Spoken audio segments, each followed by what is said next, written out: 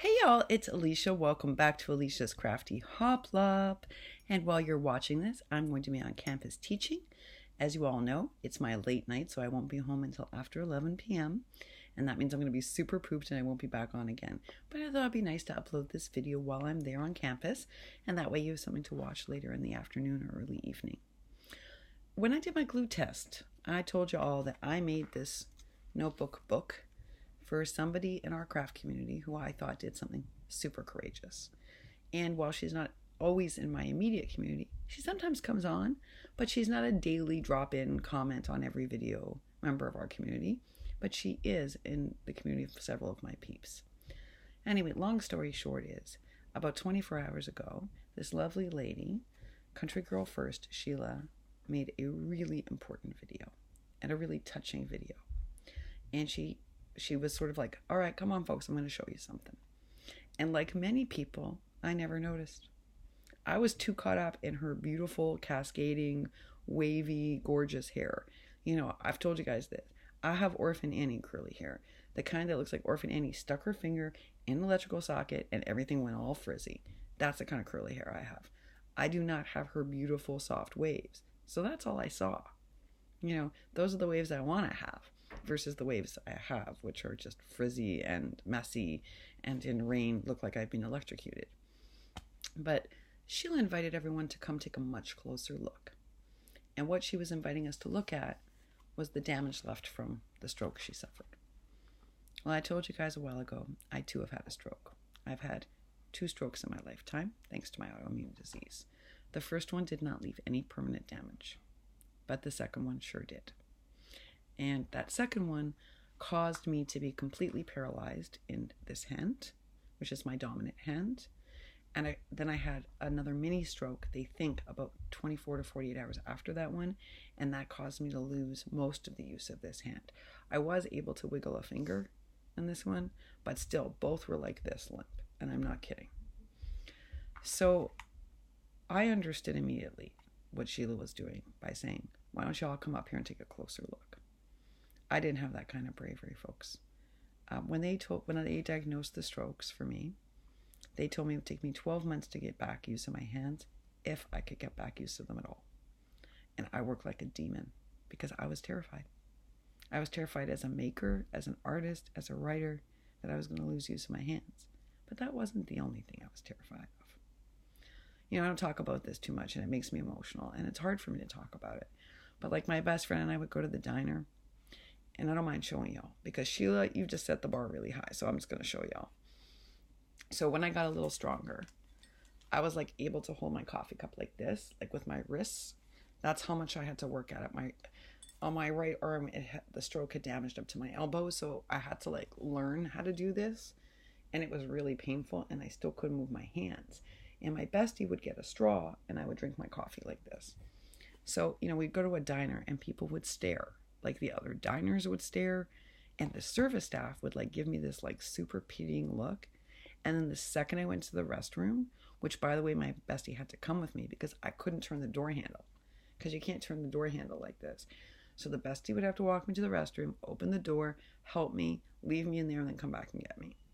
And every single time she told me, when she would go back to our booth at the diner, the service staff person would be like, what happened to her? And she would say, well, she had a stroke.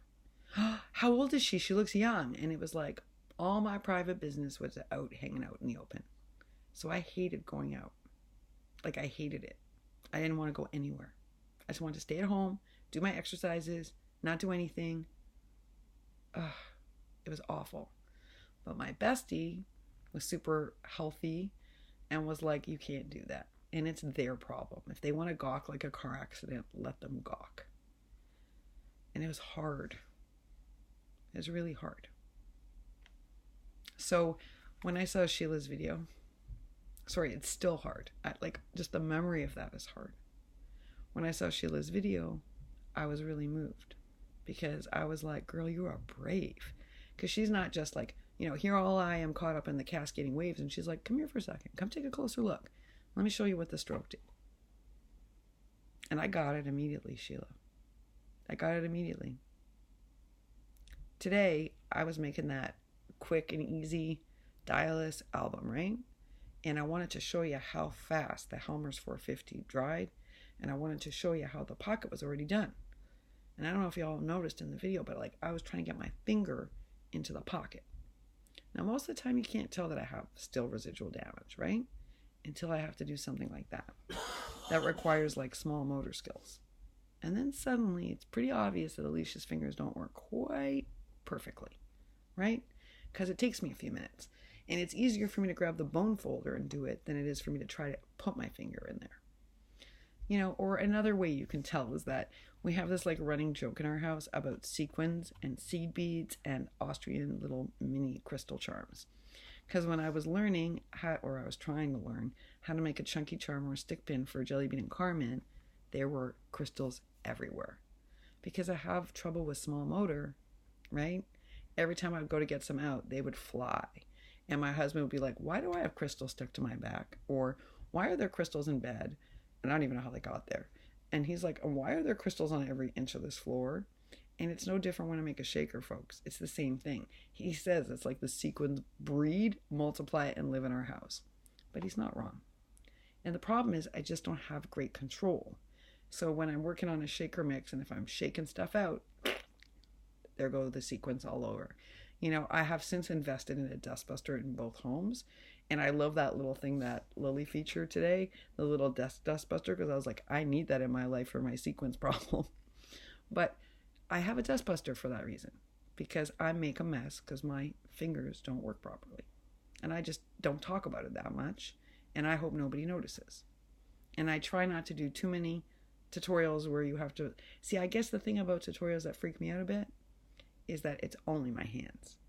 And then you're just going to see clearly that they don't work very well in certain circumstances. And that's a little terrifying. But I did get the equipment, and I saw Sheila's video. And if she can do that, surely I can get over the fact that my fingers just don't work the way they used to. But I'm lucky that they work at all. And that's the message that I'm imparting today. And that's the spirit I'm taking away from Sheila's video. So y'all, that's why I made her this notepad. I feel like any woman who knows how to embrace what happens through medical crisis in the way that she has, well, it's sure her time to bloom. Because that just makes room. Like when you get rid of any kind of, I believe, kind of negative stuff like that you carry, then you make room for goodness in your life. So I think this is her time. And that's why I thought this was perfect. It's your time to bloom, girly. It's your time to bloom. And I think all of us want to see you flourish.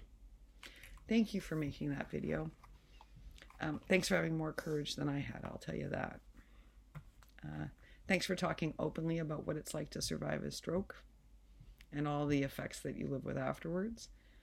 Thanks for giving voice for those of us that don't always feel comfortable giving voice to it.